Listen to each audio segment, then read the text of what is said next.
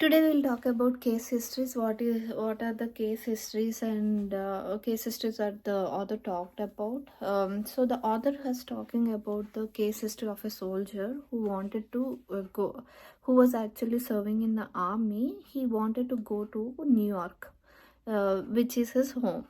So he went and initially submitted a letter to get departed from this army services, but the once he submitted, the letter got rejected within 5 hours.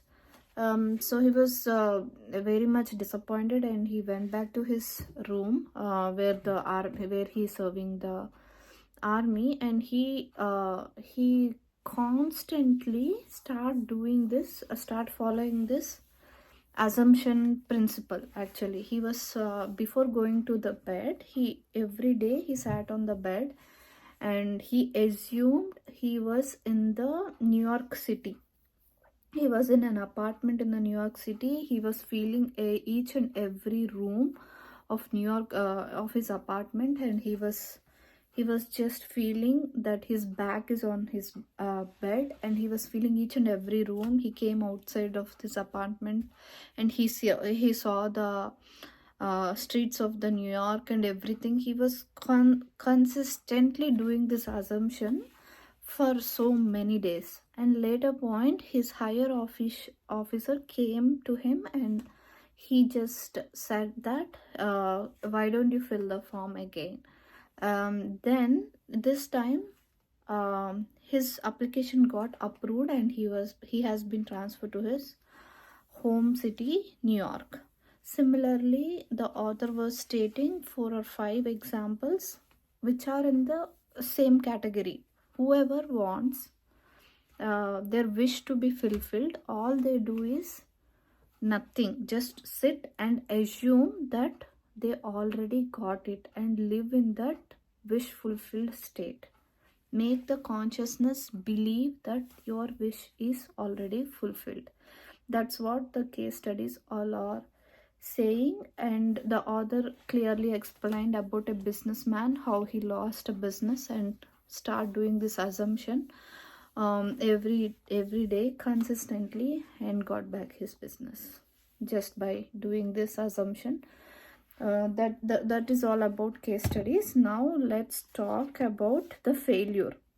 The author also talks about how about people getting failure in this power of assumption. Like, not all the things assumed will be come true. Like, that why that failure will happen, why some people fail in this concept of assumption.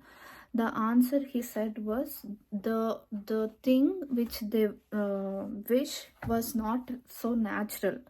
So that's when the failure happen. So what he says is, the time it takes your assumption to become fact, your desire to be fulfilled, is directly proportionate to the naturalness of your feeling of already being what you want to be, of already having what you desire.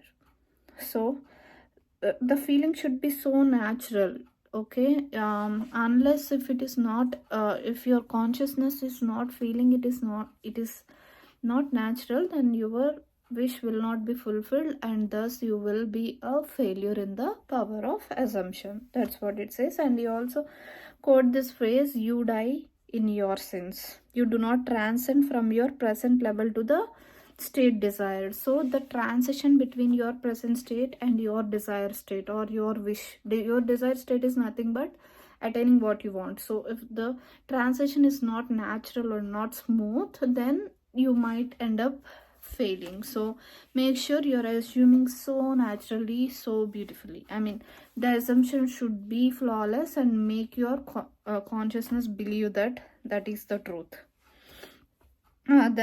So how can I feel the naturalness? The answer is, like I said, the secret lies in one word: imagination. Okay, imagine so vividly, so clearly. For example, and he also includes, what you truly and literally must feel is that with your imagination all things are possible. Okay, So that imagination should be a strong imagination. You should never let that